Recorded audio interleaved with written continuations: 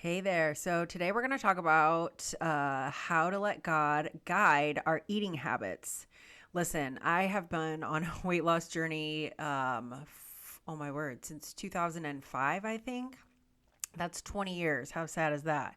And I have struggled time and time again with making good eating choices, even still today.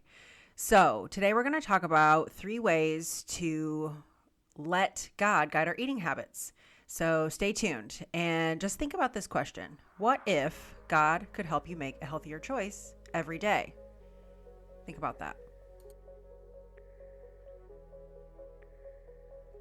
Hey, sister, welcome to Her Weight Loss Mindset. Are you sick of trying diet after diet and not losing weight? Do you wish you could find easy meal prep ideas for your family so you're not standing in the kitchen yet again wondering what everyone is going to eat for dinner that's in line with your goals?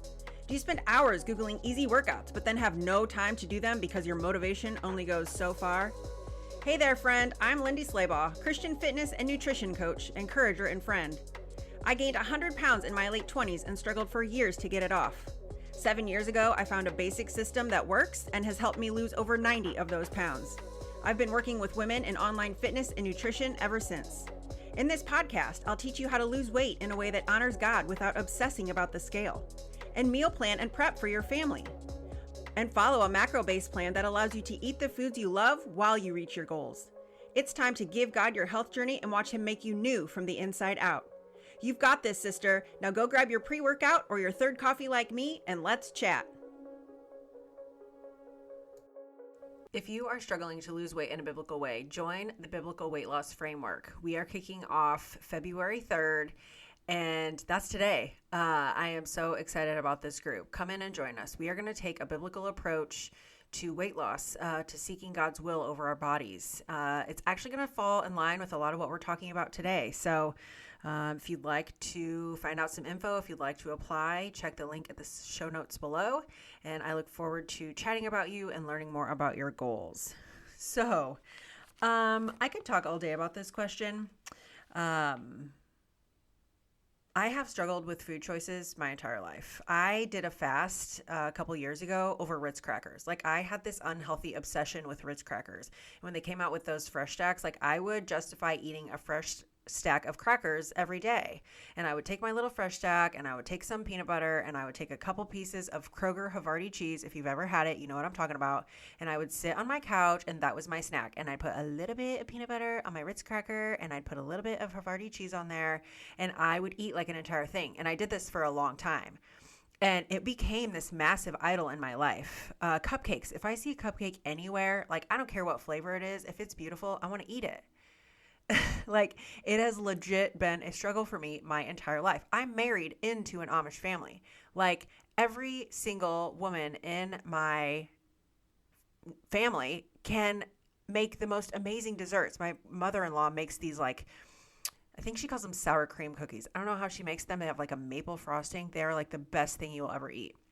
And so it's really easy for me to struggle and to make food an idol in my life. And then it can even become an idol when I'm trying to not eat those foods because I'm trying to focus so much on what I can't have that I'm not focusing on what I can have through Holy Spirit conviction and the power of Jesus.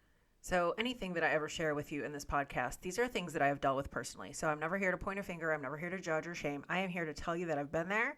I'm often there still. And so you're not alone. These are the things that I have found that have allowed me to help God, allow God to guide my eating habits.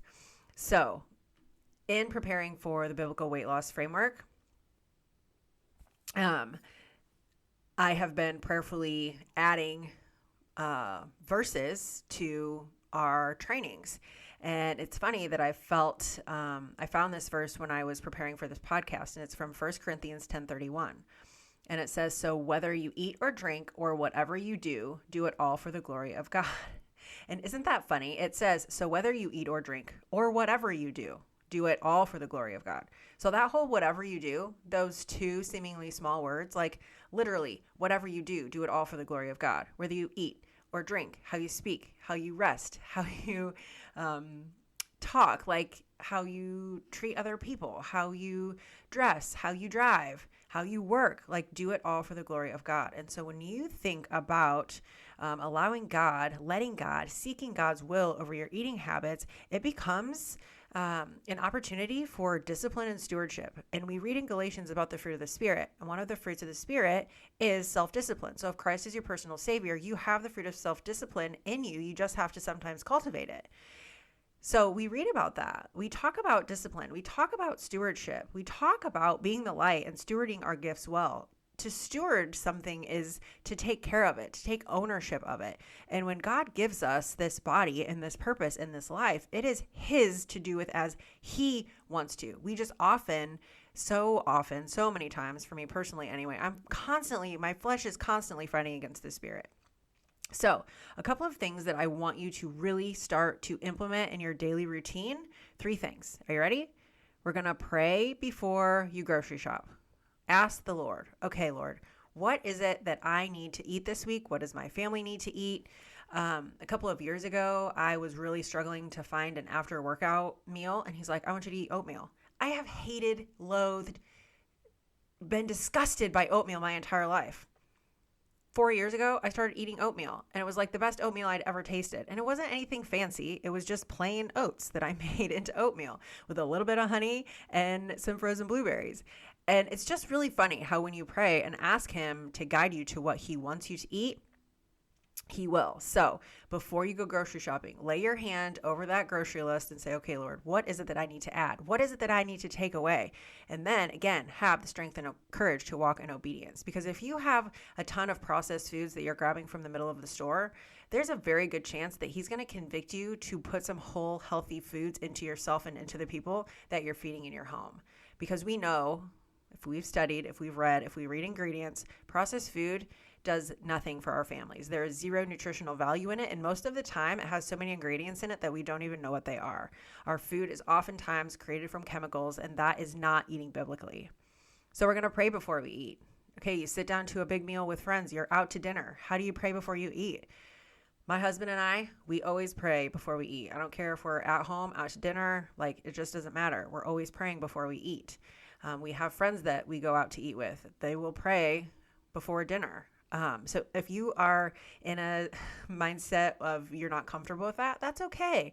Just in your mind, as you're getting ready to go to dinner, or you're in the car, or you're sitting down and you're looking at the menu and you've already planned out what you're going to eat because, it's technology 2025. You can go look at the menu at most places.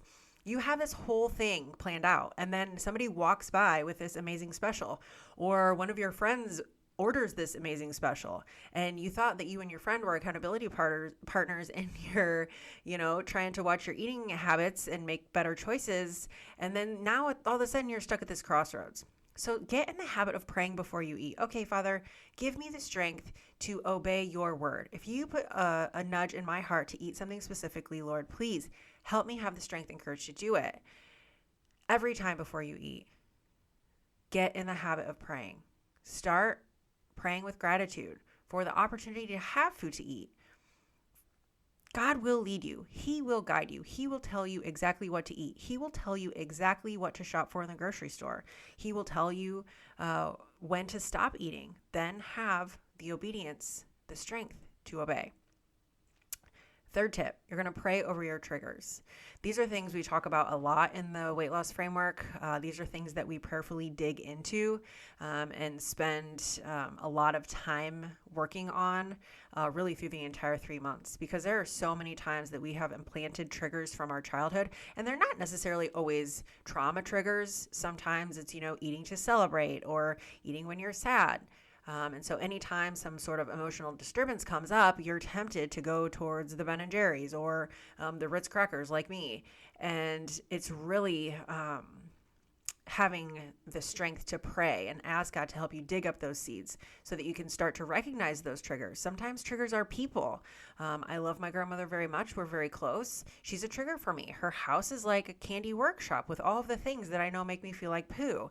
And I really sometimes have to pray hard before I walk into her house. And then as I'm in her house, especially when it's slathered all over the counter, it's very easy for me to walk into unhealthy mindsets. And then there comes this whole level of shame and spiraling and gluttony and fear and just all of these things that are they're not of God. So if we start to pray before we shop and pray before we eat and start to pray over our triggers so that we can even recognize them, God will do a work in our hearts that we can't even begin to fathom. So think about that verse again, 1 Corinthians 10:31. So whether you eat or drink or whatever you do, do it all for the glory of God. Whatever you do. All right. I'm struggling too, but this is a daily reminder to keep trying. Stay in prayer, and He will lead you. So if you are struggling in this area, if you want to let God guide these eating habits, guide your eating habits, guide your workout habits, guide your trigger process, join the Biblical Weight Loss Framework. It is a 90-day deep dive into all of the things that have kept you stuck in unhealthy mindsets and have prevented you from really reaching the weight loss goals, the health goals, and maybe your God-given goals and walking in your purpose. We're going to work all of those things out. I'm never going to promise you're going to hit your weight loss goal in the framework. You're not going to, unless you have like a 5-pound weight loss goal, then maybe. This is setting you up with healthy habits that will allow you to let God lead your journey. And yes, eventually you will hit those goals biblically, prayerfully, through wisdom and discernment. So check it out. Join us. I can't wait to chat with you. And thank you for tuning in. Take care and God bless. Hey sweets, I hope you enjoyed today's episode. If so, would you take 30 seconds and share it with a friend who may also want to lose weight without all the dieting and restriction? Also, please leave a quick review for the show on Apple Podcasts. It lights me up to know this podcast is helping you. Okay, it's time to go make a protein shake and get my sweat on. No more standing in the kitchen waiting for motivation to appear. I'll meet you back next week for another episode. Be blessed.